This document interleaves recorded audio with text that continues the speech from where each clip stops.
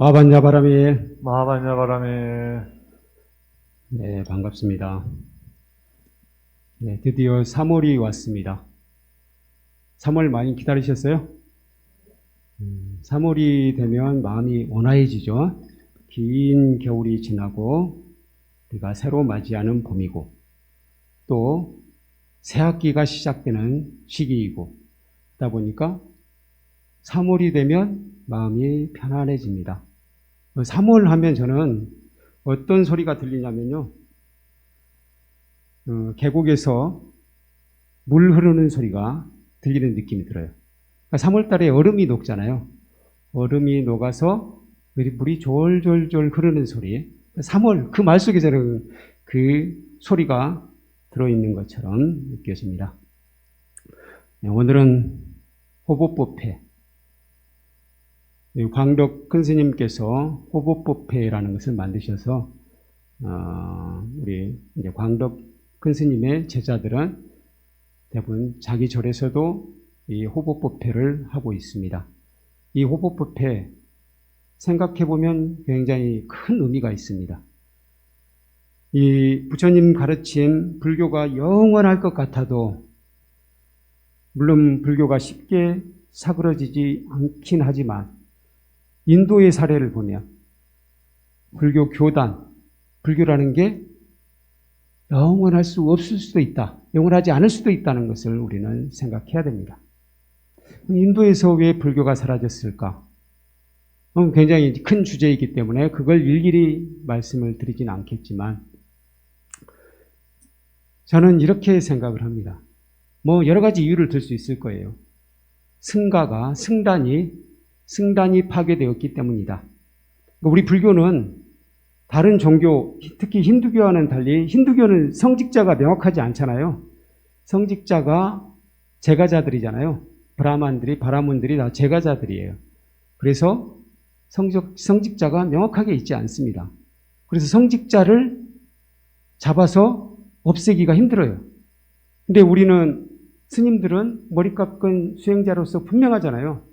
그래서 그 수행자들을 내치게 되면 쉽게 교단이 무너지게 돼 있었어요. 그래서 무너진 면도 있고 또 한편으로는 불교가 아무래도 우리 불교가 약간은 수행 종교이고 자력신앙이고 하다 보니까 조금 어려운 요소가 있어요. 공부를 해야만 돼요. 그러다 보니까 나중에 점점 우리 불교의 본연의 수행 정신을 많이 잃어버리고 기복불교로 바뀌었습니다. 그러니까 열심히 기도하면 그냥 관세음보살님만 열심히 부르면 아미타 부처님만 부르게 되면 극락에 가게 되고 우리가 현세에서 구원을 얻는다. 그런 신앙이 많이 싹트게 됐고 나중에는 다른 일을 열심히 하면 역시 구원을 받는다. 그건 이제 밀교적인 요소죠. 이런 것들이 많이 나타나게 됐습니다. 그러다 보니까 우리 불교가 힌두교하고 크게 달라지지 않았어요. 힌두교가 크게 달라지지 않다 보니까 스님들만 다 없애버리니까 불교가 자연스럽게 사라지게 된 거라는 겁니다. 힌두교하고 불교가 크게 구분이 안 갔기 때문에. 그래서 이 호법법회를 우리 광덕 큰 스님께서 만드신 의미를 지금도 우리 생각해 봐야 돼요. 지금 우리 불교의 현실을 한번 보세요. 스님들은 점점 줄어들고 있습니다. 점점 줄어들고 있어요. 제가 지금 중앙승가대학교에 있는데 좀 시간이 갈수록 중앙승가대학교에 존폐의 위기가 왔습니다. 왜? 출가자가 적어지니까. 우린 출가자만 들어올 수 있는 학교잖아요. 출가자가 적어지니까 입학하는 사람이 없어지면 학교는 존립하기가 힘들잖아요. 그러니까 점점 위기가 오는 거예요.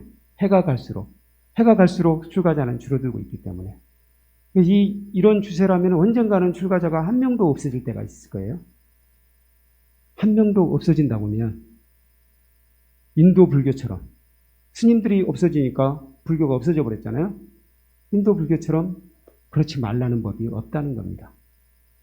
그래서 제가 유튜브에 채널을 하나 만들었는데 유튜브에 이름을 생활불교라고 했어요. 생활불교를 우리가 실천하지 않으면, 다시 말하면 일상 속에서 우리 부처님의 가르침을 실천하지 않으면 앞으로는 불교 자체가 존폐의 위기가 온다. 그런 생각에서 제가 이제는 진짜 우리가 생활 속에서 스님들이 안 계셔도 우리가 수행할 수 있어야 되고, 스님들이 안 계셔도 부처님의 가르침을 실천할 수 있어야 된다. 저는 그렇게 생각합니다. 그런 점에서도 생활불교를 해야 되고, 또 그렇지 않아도 이제 여러 가지 상황이 그렇게 돼가고 있어요. 우리 코로나가 창궐하면서 절에 오기가 힘들어졌잖아요. 근데 우리 불자들은 가만히 보세요. 우리 불자들은 절에 오면은 굉장히 열심히 수행을 해요. 기도도 열심히 해요. 다른 종교는 우리만큼 이렇게까지는 하지 않습니다. 시간도 짧아요. 우리는 막 2시간, 3시간도 하잖아요. 뭐 다란히 밤새도록도 하잖아요. 그렇게 열심히 수행하는데 딱 절 밖에만 나가면 달라지죠. 절 밖에 나가면 저분은 불자인지 아닌지 참 구분이 잘 안 가잖아요. 그렇죠? 그러다 보면 나중에 스님들이 사라지고, 그러면 자연스럽게 불교가 사라질 뿐만 아니라 우리 불자들도 자연스럽게 불교와는 멀어지지 않겠느냐, 그런 생각이 듭니다. 근데 이 세상에 부처님의 가르침이 없다고 생각을 해보세요. 그건 굉장히 황량한 오아시스 없는 사막같이 느껴지지 않겠습니까?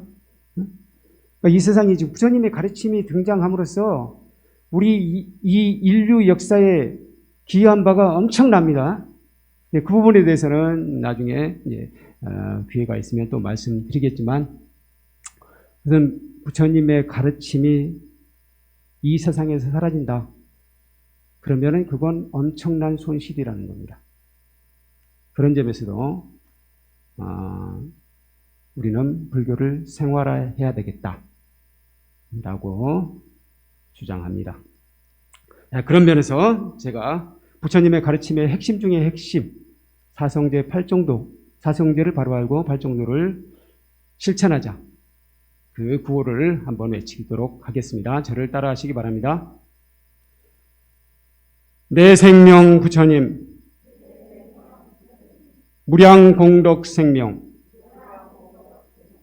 사성제를 바로 알고 8정도를 실천하며 육바라밀을 실천하고 10바라밀도 실천하여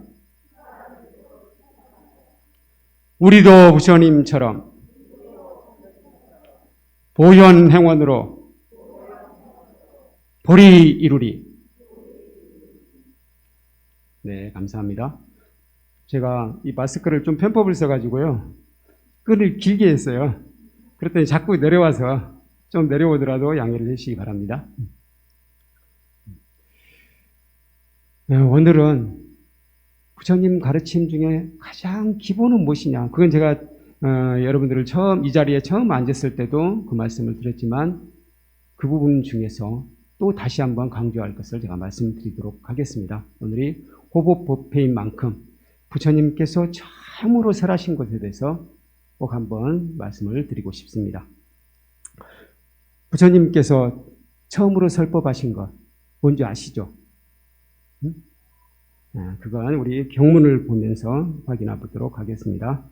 우리 법회보 파란 글씨로 되어 있네요. 왼쪽에 파란 글씨 같이 읽겠습니다. 시작. 수행자들이여, 양극단을 버려야 한다. 한 극단은 감각적 욕망의 즐거움을 탐하는 것으로, 이는 조속하고 열등하고 가치 없고 해로운 것이다. 또 하나의 극단은 자신을 학대하고 고통을 주는 고행에 치우치는 것으로, 이 또한 가치 없고 해로운 것이다. 수행자들이여, 열애는 이 양극단을 버리고 중도를 선택했으며, 그리하여 법의 눈을 얻었고 궁극적인 평화와 위없는 지혜를 증득하여 깨달음과 열반을 성취하였다. 이게 우리 율장에 상당히 앞부분에 나와 있는 부분, 내용입니다. 여기에서 보면 부처님의 첫 가르침이 뭐예요? 이게 부처님께서 초전법륜 처음으로 녹야원에 가서 5 비구에게 설법을 할 때 했던 거, 가장 먼저 가르쳤던 게 이겁니다. 첫 설법은 뭡니까? 한마디로 보면 중도입니다. 중도. 근데 또 율장에 보면은 부처님께서 보리수 나무 아래서 중야가 밤이 깊어져서 뭘 생각했다고 나오냐면 영기법을 사유하였다. 영기법을 사유하셨다고 나옵니다. 그러면 깨달음에는 좀 영기법이 먼저인 것 같잖아요. 그렇죠? 영기법을 먼저 깨달았음에도 불구하고 중도를 먼저 설법하신 이유는 뭘까? 이건 혹시 생각해 보셨어요? 영기법은 가만히 보면 존재의 법칙이에요. 영기법 안에 실천 원리가 안 들어있는 것은 아니지만 세상이 어떻게 이루어졌다. 우리가 이렇게 존재하고 있다. 그걸 얘기하고 있습니다. 우리가 어떻게 존재하고 있습니까? 서로 연결되어서 서로 의존하여서 존재하고 있습니다. 독립되어서 존재하고 있다는 게 아니에요. 서로 의존해서 존재하고 있어요. 의존해서 존재하고 있기 때문에 독립되어서 따로 홀로 존재할 수는 없어요. 홀로 존재할 수 없다는 게 무아입니다. 홀로 존재할 수 없다가 무아이고 공이에요. 아예 없다가 아니에요. 근데 많은 부분 아예 없는 것으로 착각할 때가 우리가 있는데 아예 없는 것이 아니라 홀로 존재하지 않는다. 독립적으로 존재하지 않는다. 라는 겁니다. 그럼 다른 종교는 독립적으로 존재한다고 생각합니까? 독립적으로 존재한다고 생각해요. 특히 창조설을 따르게 되면 독립적으로 존재한다고 생각할 수밖에 없어요. 그렇죠? 창조설을 생각해 보면은 창조설은 어떻게 대체로 이제 창조설을 따르는 이 주장에서는 이렇게 이야기합니다. 하느님이든지 신이든지 어떤 절대적인 존재가 모든 세상 만물을 만들었다라고 나옵니다. 모든 세상 만물을 만들었어요. 하나하나 다 만들었다고 나옵니다. 그러면은 그 하나하나에는 누구의 숨결, 누구의 뜻이 들어있어요? 신의 뜻이 들어있잖아요. 그렇죠? 신의 뜻이 들어있기 때문에 개별적으로 다 아주 중요한, 개별적으로 홀로 존재할 수 있는 거예요. 독립적으로 존재하는 거예요. 그래서 이렇게도 이야기해요. 힌두교 같은 경우는 그 개별적으로 존재하는 것 속에는 신이 들어있다. 신의 뜻이 들어있다. 신의 뜻이 뭡니까? 인도 용어로 아트만이라고 해요. 아트만. 아트만. 우리가 무아라고 할 때 그 아는 아트만이에요. 무아는 아트만이 없다는 뜻입니다. 그 아트만은 영원히 존재합니다. 설사 없어진 것 같이 보이더라도 없어지지 않아요. 없어지지 않아요. 그러니까 우리가 죽더라도 내가 완전히 죽는 게 아니라는 거예요. 뭐가 있어서? 아트만은 살아있다는 겁니다. 아트만은 살아있어요. 그래서 아트만은 변하지 않는 영원한 속성이에요. 그래서 이 아트만을 주장하는 쪽은 계급주의로 흐르기가 쉬워요. 아트만은 변하지 않으니까. 그래서 브라만의 속성, 바라문 계급의 속성을 가진 사람은 계속 바라문인 거예요. 그렇게 되죠. 변하지 않으니까요. 근데 우리 불교에서는 이 아트만을 인정하지 않습니다. 홀로 존재하는 것이 아니기 때문에 서로 의존하여서 존재하기 때문에. 근데 그러면 이렇게 이야기하면 여러분들이 헷갈릴 수 있어요. 우리 제사 지낼 때는 우리 영가님께서 완전히 떠나는 것이 아니라고 하던데요. 그렇게 질문할 수 있겠네요. 그건 그건 아트만이 아니에요. 우리 불교에서 이야기할 때 그런 영가라든가 그런 것은 아트만이 아니에요. 우리의 의식이라든가 생각, 식이라고 이야기하죠. 업식이라고 들어보셨죠? 업은 행위예요. 식은 우리의 생각, 지식 이런 것들이 총체적인 것을 식이라고 해요. 이 업식이 완전히 사라지진 않는다고 이야기합니다. 완전히 사라지지 않고 그것들이 또 다른 생명체, 또 다른 생애로 연결이 된다고 이야기해요. 또 다른, 그 엽이라는 것은 뭐냐면 내가 살아온 모든 것들이에요. 내가 살아온 것. 그러니까 우리가 살아있을 때를 생각해 보세요. 살아있을 때를 생각해 보세요. 살아있을 때를 생각해 보면 내가 저기 태어났을 때부터 지금까지 살아왔던 것들이 오늘의 결과를 창출했죠. 그렇죠? 내가 태어나서 어렸을 때부터 이렇게 저렇게 생활을 하고 또 공부도 하고 또 중간에 출가를 해서 그러다 보니까 여기 앉게 됐잖아요. 그래서 내 살아온 것의 축적이 여기 앉게 됐잖아요. 그렇죠? 그렇게 되었듯이 우리가 죽어서도 그 업은 완전히 사라지는 것은 아니라는 거예요. 시기라는 것도 우리가 공부하고 생각하고 그런 것도 완전히 사라지는 것은 아니에요. 근데 우리가 이렇게 살다 보면 잊어버린 것도 많잖아요. 그렇죠? 많이 잊어버리잖아요. 우리 육체가 그대로 있음에도 불구하고 어렸을 때 일 잘 생각 안 나잖아요. 그렇죠? 그러면 몸이 바뀌었을 때는 생각이 많이 나겠습니까? 안 나겠습니까? 많이 나는 것은 아니죠. 몸이 바뀌었을 때는 아예 안 나는 경우가 많아요. 어떻게 보면 아예 안 나야 돼요. 그게 다 생각난다면 우리가 머리가 복잡해서 살기가 힘들어요. 그렇죠? 그래, 그 업식이 다 인연 있는 곳으로 가게 되거든요. 인연 있는 곳으로 가게 되니까 내가 죽어도 또 나의 가족이라든가 내 친구라든가 나하고 이번 생에 많이 접촉을 했던 집안 쪽으로 다시 태어난다면 가기가 쉬워요. 무슨 얘기인지 아시겠죠? 근데 만약에 내가 전생을 다 기억하고 있다. 그러면은 서로 관계가 복잡해지잖아요. 그렇죠? 내가 죽어서 내 아들의 아들로 태어났어요. 근데 내가 전생을 기억하고 있다 보면 내 아들을 아들이라고 불러야 돼요. 아빠라고 불러야 돼요. 헷갈리겠죠? 그래서 다 그런 기억은 사실상 많은 부분이 사라집니다. 그럼에도 불구하고 중요한 부분이 많이 이어져요. 그래서 어렸을 때부터 신동이라고 하는 사람들 있잖아요. 특히 예술적인 재능을 가진 사람들. 그런 사람들은 전생의 것이 더 많이 남아있는 거예요. 그리고 원력을 크게 가진 사람일수록 이번 생에 원력을 크게 가진 사람일수록 다음 생에로 더 많이 건너갑니다. 그렇죠? 예를 들어서 이번 생에 제가 예를 들어서 이런 분들이 많아요. 출가를 해보니까 좀 너무 출가에 늦게 했어요. 저도 좀 늦게 했습니다. 출가를 늦게 해서 내가 진짜 마음껏 선업을 짓고 공부도 마음껏 하고 그러지를 못했어요. 뭐 그런 사람들이 다음 생에는 반드시 동진 출가해야 되겠다. 그렇게 죽은 스님들이 있어요. 그렇게 돌아가신 스님들이 그 다음 생에 보면 어떻게 태어나느냐? 보면은 막 3살, 4살짜리가 텔레비전에서 목탁을 치면 막 같이 목탁을 치고 그러죠. 연부를 따라오고 그런 경우 있어요. 실제로 그런 사람들이 있습니다. 그건 뭐냐면 전생에 원력을 그만큼 크게 세웠기 때문에 원력을 크게 세울수록 다음 생에 이어질 가능성이 높다. 이제 그런 것이지 그게 아트만은 아니라는 거예요. 그게 영원하지 않습니다. 그 사람의 속성이 변하지 않아요. 그러다가도 다른 생각을 먹게 되면 전혀 다른 삶을 살게 되면 그 업식이 바뀌어서 아예 180도로 돌아가요. 그런데 아까 이야기했듯이 아트만이라고 할 때 힌두교인들의 아트만은 브라만은 영원한 브라만이에요. 크샤트리아는 영원한 크샤트리아가 되는 거예요. 그렇게 되겠죠? 그건 변하지 않는 속성이라고 하니까. 어쨌든 그렇다는 겁니다.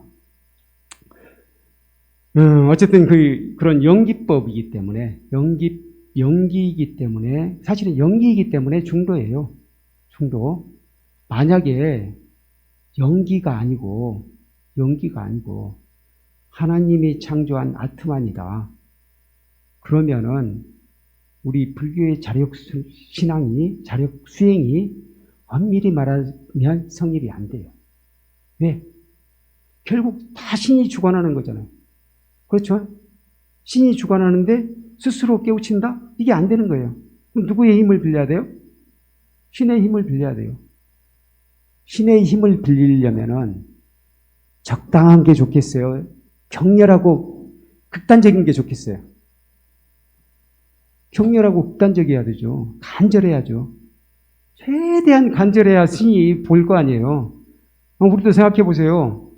그냥 뭔가를 자기 주장을 할 때 가만히 앉아서 저도 해줬으면 좋겠어요 하는 사람을 줍니까? 아니면 저 광화문 앞에 가가지고 막 데모하고 그런 사람을 줍니까? 누구 말을 들어줍니까? 그래서 광화문 가서 데모하고 시위하고 이런 사람들 말을 들어주잖아요. 정부에서도. 신도 마찬가지일 거 아닙니까? 그러니까 중도라는 게 사실은 이 연기법에서는 연극법이 아니고 창조설이라든가 이런 쪽에서는 중도를 이야기하지 않는다는 겁니다. 사실상 이 중도 수행이 가만히 보면 우리 불교에만 있는 거예요. 이 중도가 어떤 것이냐? 주님께서는 이렇게 말씀하셨습니다. 두 가지 극단이 있는데 하나는 감각적 욕망의 즐거움을 탐하는 거예요. 그러니까 우리가 괴로우니까 괴로움을 해결할 때 여러분들은 어떤 이제 불교의 출발은 괴로움으로부터 출발합니다. 괴로움. 부처님께서도 우리에게 괴로움이 존재하고 있구나. 그 괴로움은 뭐냐? 늙고 병들고 죽는 것이다. 그 늙고 병들고 죽는 괴로움으로부터 어떻게 하면 벗어날 수 있을까? 여기서부터 부처님의 수행이 출발합니다. 그래서 이것도 마찬가지예요. 중도도 한 극단은 감각적 욕망의 즐거움을 취하는 거예요. 생각해보면 그럴 수 있을 것 같잖아요. 괴로울 때 그냥 막 즐겁게 놀고 춤추고 술도 마시고 또 뭐 심한 사람들은 마약을 하고 그러면 뭔가 괴로움으로부터 해방될 것 같이 느껴지기도 하잖아요. 그렇죠? 실제로 그걸 추구하는 사람도 많습니다. 그 한 가지 방법이 있고 또 한 가지는 어떤 방법이에요? 극단적으로 고행을 하는 거예요. 아까 말씀드렸죠? 극단적인 고행을 하게 되면 누가 응답을 해줘요? 신이 응답을 해줘요. 생각해보면 신을 전제로 한다면 고행이 의미가 없는 게 아니에요. 근데 어쨌든 부처님께서는 그런 신이란 건 너희들의 괴로움을 진정으로 해결해 줄 수 있는 신이란 없다. 라고 부처님께서는 상정하신 거예요. 왜? 신들조차도 자기 문제를 해결하지 못했어요. 여러분들은 아주 전지전능한 신을 생각할지 모르겠는데 전지전능한 신은 실질적으로 우리 인간의 머릿속에서 창조된 것이고요. 신들도 우리하고 비슷한 또 다른 세계가 있다고 생각하면 돼요. 지구보다는 좀 더 고등한 세계, 뭐 그런 세계에서 사는 존재라고 생각하는 게 제일 맞을 겁니다.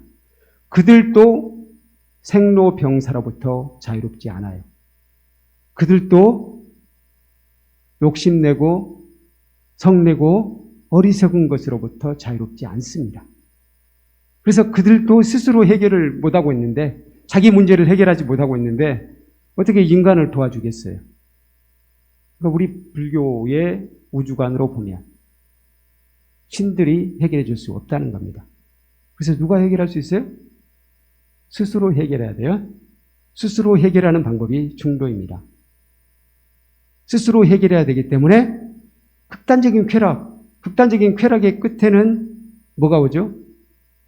더 큰 괴로움이 와요. 더 큰 공허가 오잖아요. 그렇죠? 그러니까 뭐 술을 마신 다음 날, 엄청나게 마신 다음 날, 술을 마실 때는 막 즐거워서 시간 가는 줄 몰랐어요. 밤을 샜는지조차도 몰라요. 근데 그 다음 날 어땠습니까? 그 다음 날은 머리가 깨질 듯이 아프고, 세상 살기 싫고 출근하기도 싫고 그렇죠? 저 땅 밑으로 꺼져버렸으면 좋겠죠. 그런 생각을 하게 되잖아요. 그래서 즐거움을 탐하는 것으로는 안 된다는 겁니다. 또 아까 극단적으로 고행하는 것은 안 된다고 말씀드렸죠. 신을 상정하지 않으면 안 돼요. 그래서 이 두 가지는 안 된다고 말씀하셨어요. 부처님께서는 이걸 두 가지를 다 해보셨어요. 극단적인 쾌락은 언제 누려보셨죠? 네, 왕궁에 계실 때 출가하기 전에 다 누려보셨고요. 또 극단적인 고행은 선정수행을 하신 다음에 해보니까 그 당시 인도 사람들이 하는 수행은 다 해보신 거예요. 그래서 안 돼. 고행은 아닐 거라고 생각을 했는데 다른 것을 해봤기 때문에 해볼 것이 그것밖에 없었던 거예요. 그래서 고행을 해보십니다. 저는 그것도 어떻게 보면 부처님께서 우리에게 고행이 이렇게 해봤지만 안 된다는 것을 본보기로 보여주신 것 같아요. 부처님께서 이렇게 말씀하시잖아요. 나보다 더 철저하게 고행을 한 사람은 이 세상에 존재하지 않는다 라고 말씀하셨어요. 기억나시죠? 근데 안 됐잖아요. 그러면 부처님보다 더 심하게 할 수 없는데 우리는 해봤자 안 된다는 거예요. 그러니까 부처님께서 고행 일찌감치 하지 말아라 라고 가르쳐 주신 거예요. 그 대신 뭘 해라? 중도를 해라. 중도. 그럼 중도란 뭐냐? 중도란 개념이 좀 애매하잖아요. 가운데 중자를 썼네요. 근데 이 가운데 중자는 엄밀히 말하면 가운데가 아니에요. 가장 적절한 것이에요. 그래서 저는 한 가지는 우리 자연 스님이 비유하신 것, 그리고 또 제가 비유한 것, 두 가지를 사용해서 중도를 설명하는데요. 자연 스님은 뭐라고 비유를 하셨냐면 중도란 파도 타기와 같은 것이다 라고 비유를 하셨어요. 파도 타기 딱 생각을 해보세요.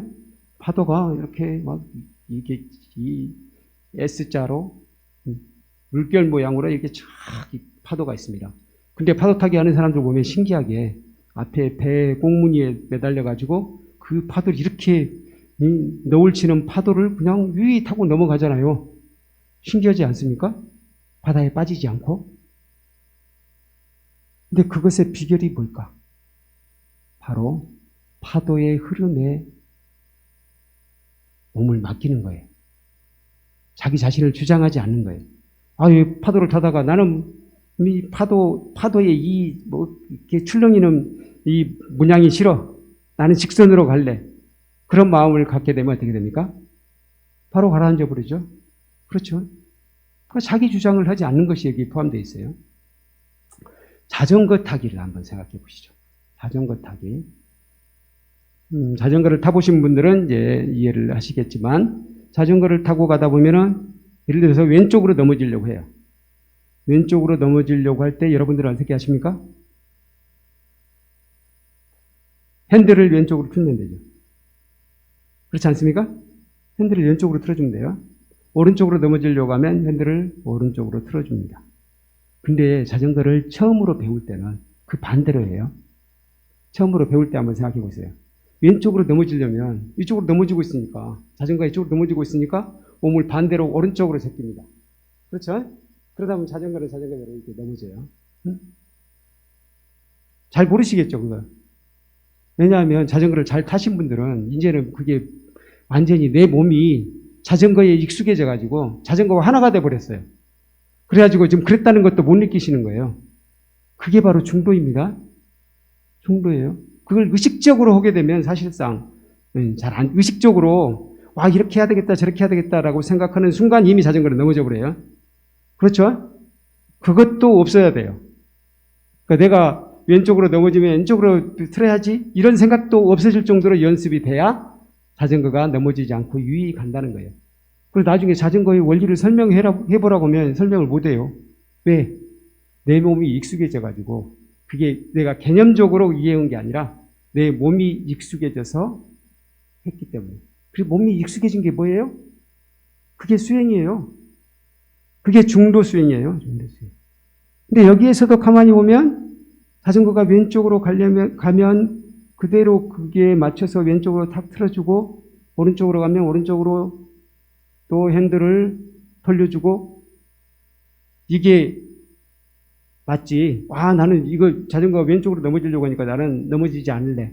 오른쪽으로 탁 틀면 넘어지잖아요. 여기서도 자기 주장이 없어야 되는 거예요. 가만히 보니까 중도 안에는 자기 주장을 안 하는 것이 포함되어 있네요. 근데 이제 중요한 것은 이렇게 이야기하면 자기 주장을 절대로 안 하는 것이네. 이렇게 하면 절대로는 절대 안 됩니다. 절대로는 없어요. 그래서 자기 주장을 과하게 하지 않는 것. 이렇게 해도 괜찮을 것 같아요. 응? 자기 주장에 집착하지 않는 것. 그러니까 우리가 얘기를 하다 보면은 내가 틀릴 때 있잖아요. 가끔 내가 틀리다고 느낄 때 있거든요. 저도 어렸을 때 약간 고집이 있어가지고 틀렸는데 나중에 그게 확인이 되잖아요. 아, 내가 맞다고 막 주장을 했어요. 근데 나중에 가만히 보니까 아닌 것 같아. 아닌 것 같을 때 여러분들은 어떻게 하십니까? 끝까지 주장하십니까? 아니면 딱 수긍을 하고 내가 잘못 생각했던 것 같아. 네 말이 옳다. 이렇게 수긍하십니까? 이걸 잘 하시는 분들은 중도 수행이 어느 정도 되신 거예요. 저는 옛날에는 잘 못했던 것 같아요. 그래가지고 내가 잘못했다. 내가 틀렸다 하는 것을 빨리 인정하기가 싫은 거예요. 근데 빨리 인정을 한다면 중도 수행이 된 것입니다. 왜? 자기 주장에 집착하지 않는 것이니까. 그게 중도라는 거예요. 그런데 이렇게 중도, 가장 적절한 것이다 하면은 다들 너무 애매하잖아요. 어떻게 수행할지를 모르겠어요. 시간을 또 보면서 해야죠. 제가 강의 보니까 제가 굉장히 오래 했더라고요, 늘. 좀 간단하게 하겠습니다. 제가 오래 한지도 모르고 제가 오래 했었어요. 적절한 길이라고 하면은 애매하게 느껴지잖아요. 뭔지 잘 모르겠어요. 그래서 부처님께서 8가지로 제시를 했어요. 8정도로 제시를 했습니다. 8정도. 그리고 대승불교에서는 6바람일, 10바람일도 이야기할 수 있어요. 그런데 8정도의 8가지, 우리 생활 속에서 아주 필요한 것입니다. 그런데 한편으로는 여러분들이 이 8정도를 잘 실천하십니까? 너무 어렵게 생각하는 경향도 있어. 너무 어렵게 생각하는 경향도 있다는 거예요. 중도는 곧 8정도인데, 다시 말하면 8정도를 실천하면 괜찮대요. 근데 8정도를 어렵게 생각하는 이유는 뭐냐면, 8정도의 상당 부분은 물론 우리 실생활에도 굉장히 도움이 되는 것입니다. 근데 궁극적으로는 이건 열반을 넣기 위한 방법이에요. 붓다가 되기 위한 방법. 성불하기 위한 방법이에요. 그리고 6바람일, 10바람일은 사실 실생활에도 많이 도움이 되지만 궁극적으로는 진정한 보살이 되는 방법이에요. 진정한 보살이 되는 방법. 여러분들은 붓다가 되고 싶으십니까? 그러세요? 아주 훌륭하십니다. 그러면 다음 생에는 태어나고 싶지 않으시겠네요. 그렇죠. 붓다가 된다는 것, 아라한이 된다는 것은 다음 생에 태어나지 않는 것이잖아요. 그렇죠. 근데 다음 생에는 또 태어나고 싶다고 하시더라고요. 그래서 엄밀히 말하면 많은 불자들은 붓다가 되고 싶지 않은 경우가 많아요. 그냥 이 세상에서 행복하고 싶어요. 마음이 평안해지고 싶어요. 그리고 보살행을 늘 우리가 강조를 하지만 실질적으로 보살이 되고 싶진 않아. 보살은 어떤 사람이 보살이에요? 금강경에 따르면 이 세상 모든 사람들을 다 구원해줘요. 다 구원해줘. 사람들뿐만 아니라 모든 생명체를 구원해줘요. 모든 생명체를 무효 열반계에 넣어서 멸독해 하리라. 이게 뭔 말이에요? 모든 중생들을 보살은 구제해 준다는 이야기잖아요. 그렇게 하고서는 어떤 마음을 먹어야 돼요? 내가 한 중생도 구제한 바가 없다 라고 생각해야 돼요. 이거 여러분들 하시겠어요? 그거 안 되잖아요. 여러분들은 보시하면 보시한 것도 여기다 써드려야지 기분이 좋잖아요. 솔직히 말해서. 그렇죠? 그렇죠? 그리고 뭔가를 대가가 좀 주어졌으면 좋겠잖아요. 내가 한 만큼 열심히 절에 와서 기도도 했으니까 절에서 공양도 맛있게 주는 게 좋잖아요. 나는 한 바 없으니까 그냥 나는 밥 안 먹고 가겠다는 마음 안 드시잖아요. 엄밀히 말하면 보살이 완벽하게 되기는 쉽지는 않습니다. 누구나도 마찬가지예요. 근데 어쨌든 우리는 보살을 목표로 산다. 이건 굉장히 고귀한 거예요. 숭고한 거예요. 근데 저는 그거 이전에 우리 실생활에도 도움이 됐으면 좋겠다. 요즘에는 그런 생각을 많이 합니다. 너무 거창한 걸 이야기하지 말고, 실생활에 작은 일에 우리 적용할 수 있는 부처님의 가르침, 그런 것도 필요하지 않느냐. 붓다가 되라, 보살이 되라 하니까 우리 초등학생한테 대학생이 되라는 거라고 좀 느낌이 비슷한 것 같아요. 그러다 보니까 이런 현상이 생기는 것 같아요. 열심히 기도할 때는 보살의 마음을 갖고 붓다의 마음을 가져요. 근데 그 기도가 끝나면 다시 중생의 마음으로 돌아갑니다. 솔직히 말해서 그렇게 되잖아요. 그래서 우리 실생활에서도 부처님의 가르침을 실천해야 되겠다. 저는 그런 생각을 하고 있고요. 그런 방편을 많이 연구해야 되겠다는 생각이 들어요. 그런 점에서 저는 여기는 이제 그 이야기는 아닌데요. 그 이야기는 나중에 또 할 수도 있을 것 같습니다. 짧게 기도하는 것을 우리가 생활화했으면 좋겠다는 생각을 많이 합니다. 짧게 기도하는 거요. 짧게 한 1분, 몇십 초도 괜찮아요. 내가 지금 내 마음이 평안해지고 내가 부처님의 가르침을 잘 지키도록 불보살님이여 도와주시옵소서 라고 이렇게 짧게 기도하는 것을 우리가 자주 했으면 좋겠어요. 이렇게 길게 의식으로 하다 보니까 절에서가 아니면 쉽게 하기 힘들잖아요. 그래서 그렇게 해서 우리 부처님의 가르침을 생활화했으면 좋겠다는 생각이 들고요. 또 한편으로 생각해 보니까 제가 이제 이런저런 생각을 하면서 보니까 중도의 실천 방법, 8정도 6바람일, 10바람일 아까 말씀드렸죠. 그런데 보현보살의 10대 행원 중에 가만히 보면 중도의 실천하고 관계된 게 많아요. 아까 중도가 가장 적절한 것이다 그랬죠. 가장 적절한 것이면서 한편으로는 거기에 핵심이 뭐가 들어있어요? 자기 주장에 집착하지 않는 것이 들어있다고 했잖아요. 자기에 집착하지 않는 것. 근데 이 보현보살의 10대 행원에 가만히 보면 그게 들어있어요. 물론 보현보살의 10대 행원도 보살이 되는 길입니다. 진정한 보살이 되는 길인데 그걸 제가 약간 바꿨어요. 네, 중생의 마음으로 보살의 마음이라기보다는 중생의 마음으로 이 정도는 실천할 수 있지 않겠느냐 하고 약간씩 바꿔서 실생활에 적용하도록 해보았습니다. 그걸 한번 보실까요? 네, 오른쪽에 여기는 붉은 글씨로 편집을 해주셨네요.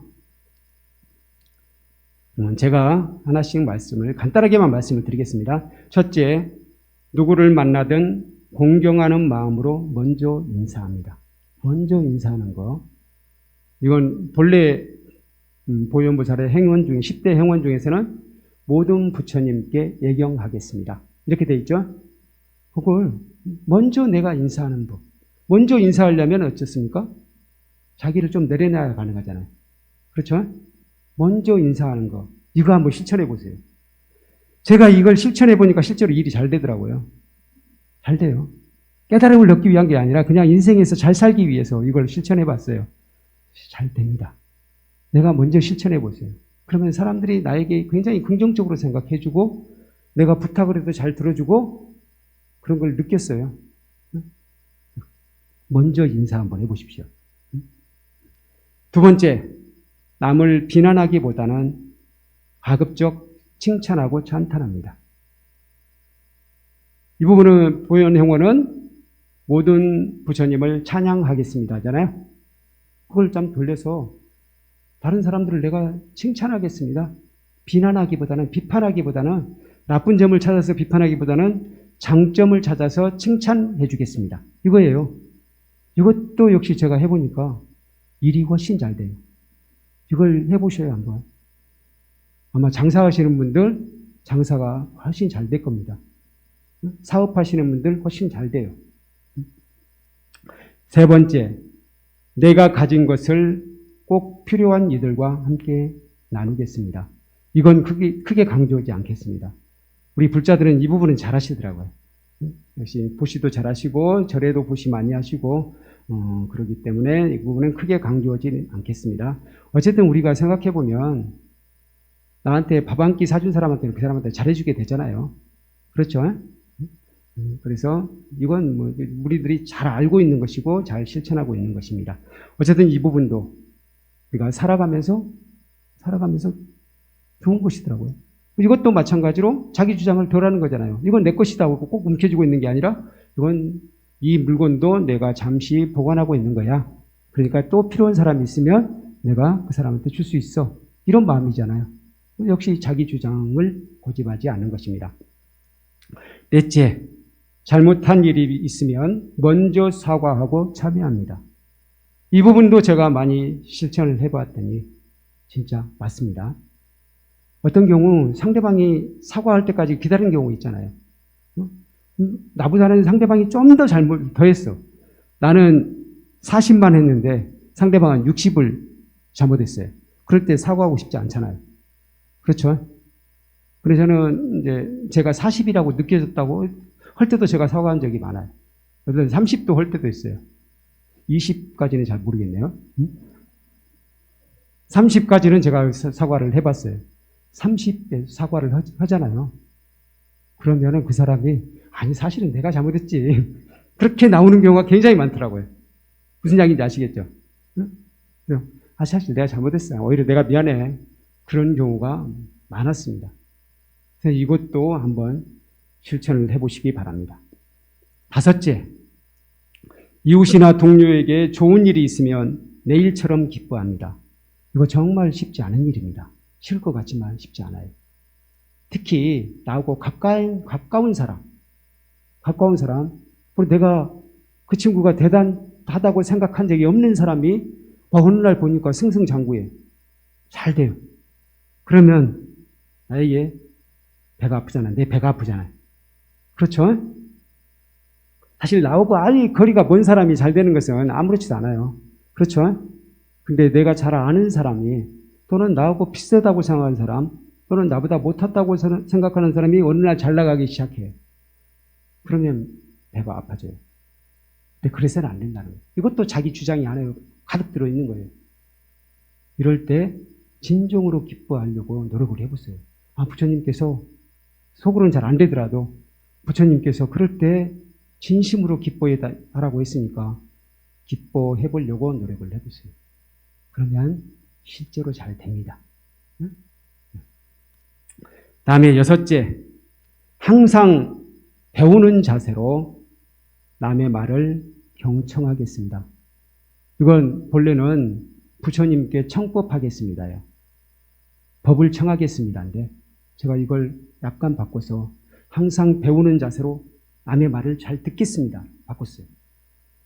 우리 가만히 생각해 보면은 내가 다른 사람에게 크게 잘못한 것도 없는데 은근히 다른 사람들이 나를 싫어하고 그런 경우 있어요.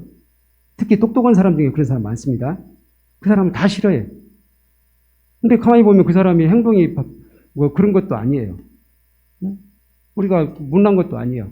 남에게 베풀기도 잘해요. 근데도 사람들이 별로 안 좋아하고 그 사람하고 가까이 하지 않는 사람도 있어요. 왜 그런지 아세요? 대부분의 이 자세예요. 항상 가르치려고 하는 사람. 듣지는 않아요. 누군가가 뭔 말을 하게 되면 중간에 말 잘라가지고 자기가 이야기해버려요. 그런 사람들 많이 있죠? 스스로도 그런 경우 있었을 거고, 저도 그런 적도 많았던 것 같아요. 부처님 가르침을 만나서 제가 반성을 하고, 그러지 말아야 되겠다. 라고 해서 지금은 많이 고쳐졌지만, 옛날에는 그런 적도 있었던 것 같아요. 내가 옳다고 생각되면은 상대방 말을 중간에 탁 잘라가지고, 말 들어주기가 아깝잖아요. 시간이 아깝잖아요. 그러니까 중간에 잘라가지고 내가 옳은 주장을 얼른 펼쳐주고 싶어요. 그런 경우가 많습니다. 그런 사람들은 인기가 없어요. 항상 들어주는 자세, 남의 말을 끝까지 들어주는 사람, 이런 사람은 별로 잘난 것 없어도 인기가 좋습니다. 그래서 그런 사람은 사람들이 도와주고 싶어해. 그 사람이 안 되면 더 도와주고 싶고, 잘 될 때도 배가 안 아파요. 그 사람이 잘 되는 것은 배가 안 아파요. 근데 늘 가르치는 사람이 잘 되면 배가 아프고, 늘 가르치는 사람이 안 되면 고소해져요. 그렇죠? 그러니까 이거 굉장히 중요해요. 제가 주장하는 건 난 여기까지만 실천해도 괜찮을 것 같아요. 6번째까지. 이제 7번째, 모든 생명체가 건강하게 오래 살기를 바라겠습니다. 이건 보현의 권에서는 모든 부처님이 오래 계시기를 청하겠습니다. 모든 부처님이 오래 계시기를 청하겠습니다. 세상에 오래 계시기를 청하겠습니다. 근데 생각해 보니까 모든 존재에게는, 모든 생명체에게는 불성이 있다고 했잖아요. 그러니까 붓다가 될 자질이 있는 거예요. 다시 말하면 모든 존재가 오래 살기를 바라는 게 또 부처님께서 오래 계시기를 바라는 거고 연결이 되잖아요. 그래서 저는 이렇게 했습니다. 모든 생명체가 건강하게 오래 살기를 바라겠습니다. 이 부분부터는 조금 난이도가 있는 것 같아요. 그래서 제가 6번째까지는 우리가 생활불교를 실천한다는 자세로 일상 속에서 실천해보자 하는 것이고요. 7번째는 이제 7번째부터는 심화학습입니다. 심화학습. 다음에 8째, 부처님께서 어떻게 사셨는지를 깊이 이해하고 부처님을 닮기 위해 노력합니다. 그래서 부처님처럼 똑같이 산다는 거 정말 어렵잖아요.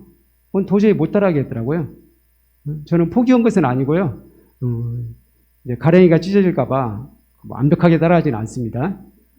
기본은 좀 따라해 보려고, 그 정신만은 따라해 보려고 애를 쓰지만, 그래서 이제 깊이 이해하고 부처님을 닮기 위해 노력하겠습니다. 이 부분은 보현의원에서는 부처님을 따라 배우겠습니다요. 따라 배우겠습니다라 이렇게 했어요. 이 부분도 이제 심화학습에 해당할 것 같아요. 그리고 9번째, 모든 생명체를 섬기는 마음으로 돌보겠습니다. 이 부분은 수순이라고 되어 있어요.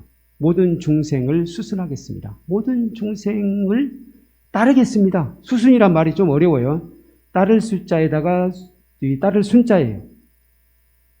그래서 그 말을 정확하게 이해하기 어려운데 어떤 스님이, 역경하시는 스님이 저한테 섬기겠습니다라고 하는 게 가장 어울리는 것 같다라고 저한테 얘기를 해주더라고요. 그래서 그 뒤로는 저는 이제 섬기겠습니다. 중생을 섬기겠습니다라고 했습니다. 그래서 모든 생명체를 섬기는 마음으로, 어떤 생명체든 섬기는 마음으로 돌보겠습니다. 이것도 쉽지가 않아요. 부처님은 항상 그렇게 하셨는데 우리들은 이걸 완벽하게 실천하기는 쉽지 않습니다. 근데 그런 마음 자세라도 가져보는 것은 아주 좋을 것 같습니다. 그리고 내가 지은 공덕을 혼자 누리지 않고 널리 배양합니다.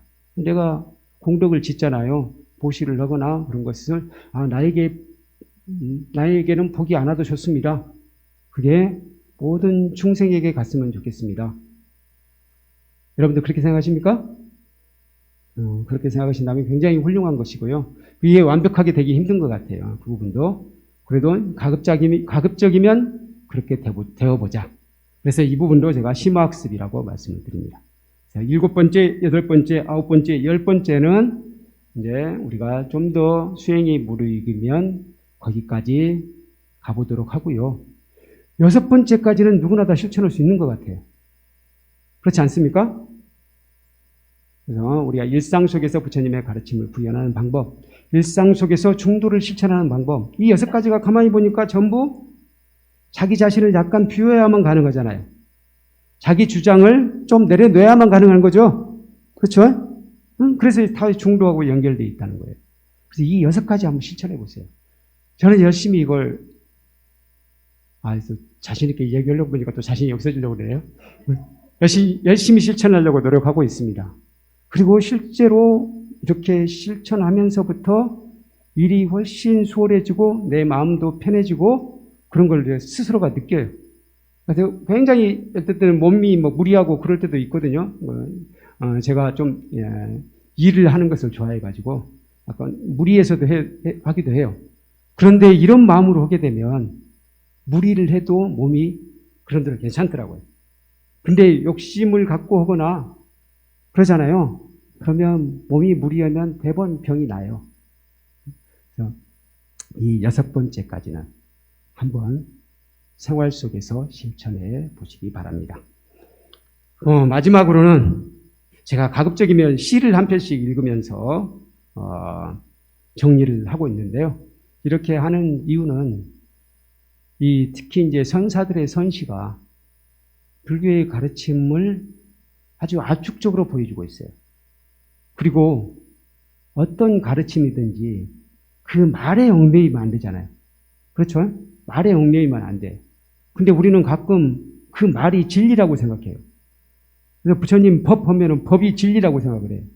근데 법도 이름이라는 거예요. 부처님 그렇게 말씀하시잖아요. 금강경에 그게 굉장히 많이 나오죠. 모든 것이 이름일 뿐, 중생이란 것도 중생이란 이름일 뿐 중생이 아니다. 그런 말씀이 굉장히 많이 나오죠. 그래서 그 이름에 집착하면 안 돼요. 이름에 집착하는 순간 뭐하고 똑같아져요? 자기에게 집착하는 거 똑같아요. 자기 주장에 사로잡히는 것도 똑같습니다. 그러면 진정한 중도가 실천이 안 돼요. 그래서 시를 통해서, 시는 약간 언어를 최소한으로 쓰잖아요. 최소한으로 써서 뜻을, 의미를 너무 한 가지로 치우치게 하거나 규정적으로 하거나 그러지 않는 속성이 있어요. 그래서 제가 시를 한 편 봄으로써 오늘 이야기한 것들의 말에, 개념에 집착하지 말아라 라는 것을 그냥 말씀을 드립니다. 태고 보우의 시 우리 같이 읽어볼까요? 이 시는 시작. 양끝 어디에도 머물지 않으리니 중도인들 어찌 안주하랴. 물이면 물, 산이면 산, 마음대로 쥐고 펴면서 저 물결 위 흰 갈매기의 한가로움 웃는다. 양끝 어디가 어디예요? 극단이잖아, 양극단. 양극단에 머물지 않겠습니다 라고 우리는 주장하잖아요. 다시 말하면 중도를 실천하겠습니다 예요. 양끝 어디에도 머물지 않겠다는 말 속에는 뭐가 들어있어요? 중도를 실천하겠습니다 이 말이 들어있어요. 근데 그 다음에 딱 뒤집었네요. 중도인들 어찌 안주하랴. 이렇게 뒤집었어요. 다시 말하면 중도라는 말도 중도라는 이름일 뿐 중도가 아니다. 다시 말해서 중도에 집착하게 되면, 중도라는 말에 집착하게 되면 진정한 중도를 실천할 수 없다. 이렇게 주장하고 있는 거예요. 그런데 여러분들은 내가 뭔가 한 가지를 주장했다고 내 말이 옳다고 끝까지 주장하겠습니까? 당연히 그렇게 안 되죠. 이런 자세라면 어떤 것이든 끝까지 고집하지는 않는다는 겁니다. 그렇게 하고 나니까 어떻게 되냐면 그 다음이 너무 부러워요. 태고 보국사의 경지 그 다음을 한번 보세요. 물이면 물, 산이면 산, 마음대로 쥐고 펴면서 저 물결이 갈매기에 한가로움 웃는다. 여기 웃는다는 비웃는다가 들어있어요. 근데 비웃는다까지 들어가면 안 되죠. 사실 저 물결이 갈매기보다 내가 더 한가롭다. 얼마나 훌륭합니까? 그럼 태고 복사가 그러면 할 일 없이 맨날 게으르게 살았겠네요. 그건 아니에요. 이번에 굉장히 하시는 일 많았고 공부도 많이 하셨고 어떻게 보면 그렇게 부지런하게 살았기 때문에 이렇게 한가로울 수 있는 것 같아요. 여유가 있는 것은 부지런히 살아야 가는 것 같아요. 저도 좀 게을러요. 그래가지고 뭔가를 늦게 준비하는 경향이 있어요. 미리 탁 해버리면 사실 시간이 닥쳐도 한가하잖아요. 근데 좀 늦게 준비를 하다 보니까 시간이 닥치면 마음이 바빠져요. 이렇게 한가롭지가 않더라고요. 그래서 부지런하게 살면 아침 일찍 일어나서 예불도 하고 그렇게 미리미리 준비하는 습관, 그렇게 부지런하게 살면 오히려 한가해질 수 있습니다. 그리고 또 한편으로 뭘 실천하면? 중도를 실천하면. 근데 중도를 실천하는 방법이 중도에 얽매여야 됩니까? 중도도 벗어 던져야 됩니까? 그게 좀 어렵네요. 중도라는 이름에도 집착하지 않아야 중도가 실천이 된대요. 그래서 이 말도 또 어려우니까 저는 너무 어려운 것에 얽매이지 말고 아까 보현보살의 10대 행원 중에서 한 첫째부터 여섯째까지 이 정도는 가능하지 않습니까? 이 정도는 한번 실천해 볼 것을 권합니다. 만약 6가지가 다 힘들 것 같다 그러면 뭐 반으로 줄여서 하시든지요. 차차 해보시든지 그렇게 하시면서 생활불교를 실천해 보시기 바랍니다. 그러면 우리 또 했던 거 있죠? 그 구호를 외치면서 마치도록 하겠습니다. 저를 따라 하시기 바랍니다. 내 생명 부처님, 무량공덕 생명, 사성제를 바로 알고 팔종도를 실천하며 육바라밀을 실천하고 십바라밀도 실천하여 우리도 부처님처럼